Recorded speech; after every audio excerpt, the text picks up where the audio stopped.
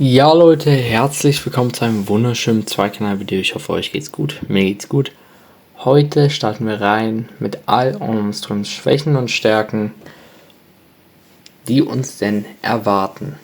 Lasst gerne dafür ein Like und ein Abo da, würde mich sehr freuen. Ab 99 Cent könnt ihr Mitglied werden auf diesem Kanal, um mich nochmal zusätzlich zu unterstützen. Dabei wünsche ich euch jetzt noch viel Spaß bei diesem Video und damit let's go!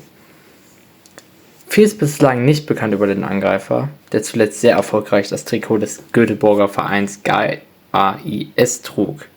In Zusammenarbeit mit den Datenspezialisten von Virtual Football geht Magdeburg Blau-Weiß in die Analyse und zeichnet ein Profil des ersten FCM Winterzugangs.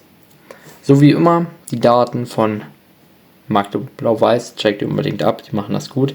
Ich versuche das immer dann ein bisschen noch zu kürzen, wenn es geht, und zu aktualisieren und nochmal ein bisschen meine eigene Meinung mit reinzubringen.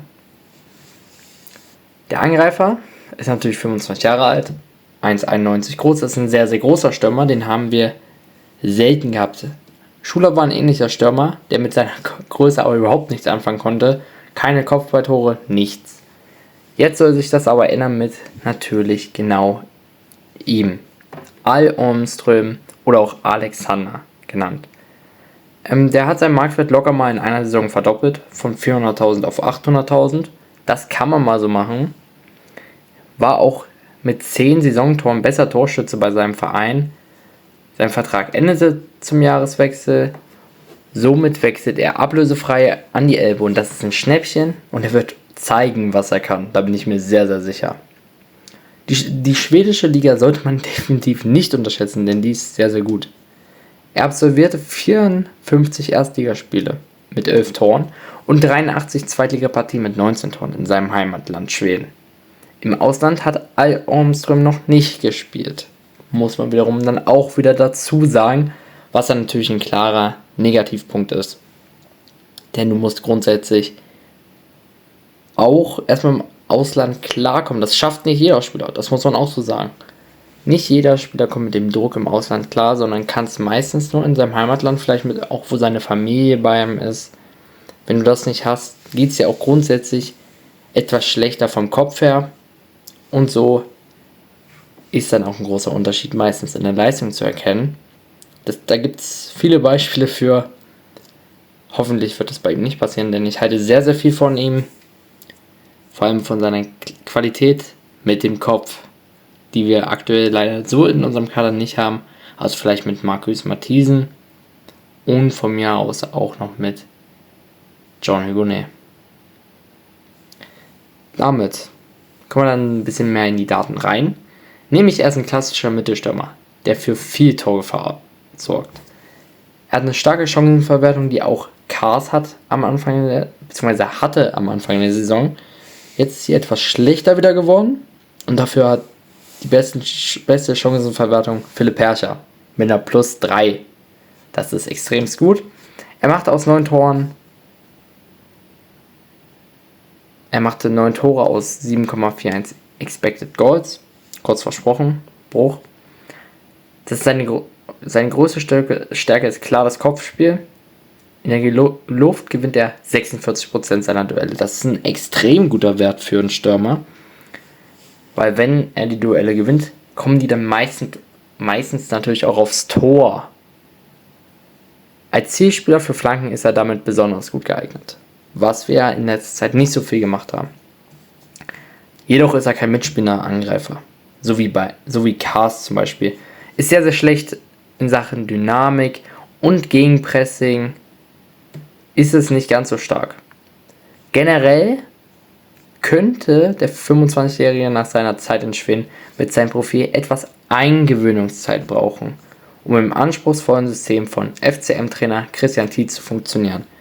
Ja, das hatten wir bei mehreren Spielern schon, die dann zu lange gebraucht haben und dann nie wieder anschlussrichtig am Fußball gefunden haben. Muss man einfach so sagen, es gibt da auch wieder einige Beispiele für, die es nicht geschafft haben, sich beim FCM festzubeißen und dementsprechend auch sehr, sehr weit runtergefallen sind. Die es geschafft haben, sind meistens nach oben gewechselt und haben da guten Anschluss gefunden. Dazu kann man einfach nur sagen, Charlotte Conte oder auch von mir aus ein Daniel F. Hartley, die das gut machen. Jedoch muss man dazu auch sagen, ist er ähnlich wie Kars. Mit der torgefährlichen Art und vor allem der effizienten im Abschluss. Jedoch auch ein interessanter Hintergrund für euch. Kars kam ja aus der zweiten niederländischen Liga nach Magdeburg, konnte sich im Passspiel unglaublich verbessern, was natürlich dem Training dankt in Magdeburg. Und damit wäre das bei Al Ormström auch nicht mehr so undenkbar. Bringt natürlich einen Mehrwert für den Kader mit, vor allem in Sachen Kopfballspiel. Kars mit 12% und Alexa Marusic mit 35% kommen natürlich nicht unbedingt an die Werte des Stürmers mit dem Kopf ran. Und Marusic ist nicht mal ein mitspielender Stürmer. Also kann man ihn auch schwer mit Al Ormström vergleichen. Die Lufthoheit von Alexander Ormström würde dann auch bei Standardsituationen helfen, offensiv wie defensiv. Was natürlich sehr, sehr gut ist. Wir haben die meisten Kopfballtore der Liga gefressen. Das ist ein negativer Fakt. Kann man ja so durchaus sagen. Muss auch erstmal hinkriegen. 8 Stück sind es, soweit ich weiß, an der Zahl. Nur an Kopfballgegentoren. Wenn man dann auf die Gegentore guckt, die wir überhaupt kassiert haben, sind das gar nicht so viele. Aber natürlich trotzdem der höchste Wert der zweiten Liga. Und das müssen wir abstellen, denn das sind meistens die Spiele, die dann ein paar Punkte uns kosten.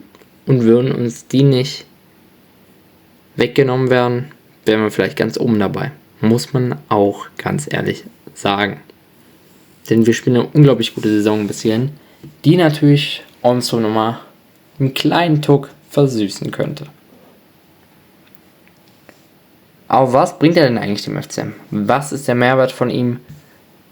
Darüber haben wir jetzt schon die ganze Zeit gesprochen. Es ist natürlich ein neuer Faktor im FCM-Spiel.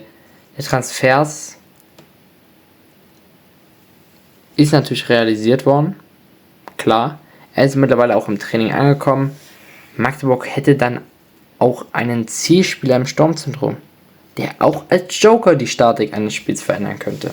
Natürlich, ich stelle mir eher vor, dass es einen Doppelsturm geben wird oder Kars auf die 10er-Position rückt.